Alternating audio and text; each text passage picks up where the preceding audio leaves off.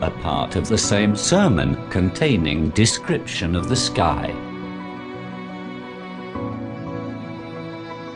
He has arranged the depressions and elevations of the openings of the sky. He has joined the breadths of its breaches, and has joined them with one another. He has made easy the approach to its heights, for those angels who come down with his commands, and those angels who go up with the deeds of the creatures. He called it when it was yet in the form of vapor. At once the links of its joints joined up. Then God opened up its closed door, and put the sentinels of meteors at its holes, and held them with his hands that as power from falling into the vastness of air. He commanded it to remain stationary in obedience to his commands. He made its sun the bright indication for its day, and moon the gloomy indication for its night. He then put them in motion in their orbits, and ordained their pace of movement, in the stages of their paths, in order to distinguish with their help, between night and day, and in order that the reckoning of years, and calculations may be known by their fixed movements. Then he hung in its vastness its sky, and put therein its decoration consisting of small bright pearls and lamp-like stars. He shot at the overhearers arrows of bright meteors. He put them in motion on their appointed routine, and made them into fixed stars, moving stars, descending stars, ascending stars, ominous stars and lucky stars. A part of the same sermon containing description of angels. Then God, the glorified, created for inhabiting of his skies, and populating the highest strata of his realm new variety of creatures, namely the angels. With them he filled the openings of its cavities, and populated with them the vastness of its circumference. In between the openings of these cavities, there resound the voices of angels glorifying him in the enclosures of sublimity, behind curtains of concealment, and in veils of his greatness. And behind this resounding which deafens the ears, there is the effulgence of light which defies the approach of sight to it, and consequently the sight stands disappointed at its limitation. He created them in different shapes, and with diverse characteristics. They have wings. They glorify the sublimity of his honor. They do not appropriate to themselves his skill, that shows itself in creation, nor do they claim they create anything, in which he is unparalleled.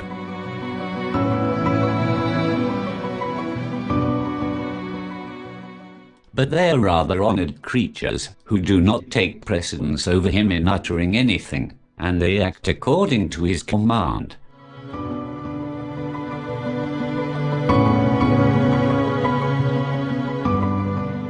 He has made them the trustees of his revelation, and sent them to prophets as holders of his injunctions and prohibitions. He has immunized them against the waviness of doubts. Consequently no one among them goes astray from the path of his will. He has helped them with the benefits of succor, and has covered their hearts with humility and peace. He has opened for them doors of submission to his glories. He has fixed for them bright minarets, as signs of his oneness. The weights of sins do not burden them, and the rotation of nights and days does not make them move. Doubts do not attack with arrows the firmness of their faith. Misgivings do not assault the bases of their beliefs. The spark of malice does not ignite among them. Amazement does not tarnish what knowledge of him their hearts possess, or his greatness and awe of his glory that resides in their bosoms. Evil thoughts do not lean towards them,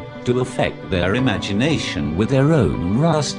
Among them are those who are in the frame of heavy clouds, or in the height of lofty mountains, or in the gloom of overpowering darkness, and there are those whose feet have pierced the lowest boundaries of the earth. These feet are like white ensigns, which have gone forth into the vast expanse of wind. Under them blows the light wind which retains them up to its last end. Occupation in his worship has made them carefree, and realities of faith have served as a link between them and his knowledge. Their belief in him has made them concentrate on him. They long from him, not from others. They have tasted the sweetness of his knowledge, and have drunk from the satiating cup of his love. The roots of his fear have been implanted in the depth of their hearts. Consequently, they have bent their straight backs through his worship. The length of their humility and extreme nearness has not removed from them the rope of their fear. They do not entertain pride, so as to make much of their acts. Their humility before the glory of God does not allow them to esteem their own virtues. Languor does not affect them. Despite their long affliction, their longings for him do not lessen, so that they might turn away from hope in God their sustainer. The tips of their tongues do not get dry by constant prayers to God. Engagements in other matters do not betake them, so as to turn their loud voices for him into faint ones. Their shoulders do not get displaced in the postures of worship. They do not move their necks this and that way for comfort in disobedience of his command. Follies of negligence do not act against their determination to strive, and the deceptions of desires do not overcome their courage. They regard the Master of the throne, God, as the store for the day of their need. Because of their love for him, they turn to him. Even when others turn to the creatures, they do not reach the ending limit of his worship. Their passionate fondness for his worship does not turn them, except to the springs of their own hearts, springs which are never devoid of his hope and his fear. Fear of God never leaves them, so that they might slacken in their efforts, nor have temptations entrapped them, so that they might prefer this light, such over their serious effort. They do not consider their past virtuous deeds as big, for if they had considered them big, then fear would have wiped away hopes from their hearts. They did not differ among themselves about their sustainer as a result of Satan's control over them. The vice of separation from one another did not disperse them. Rancor and mutual malice did not overpower them. Ways of wavering did not divide them. Differences of degree of courage did not render them into divisions. Thus they are devotees of faith. Neither crookedness of mind nor excess, nor lethargy, nor languor breaks them from its rope.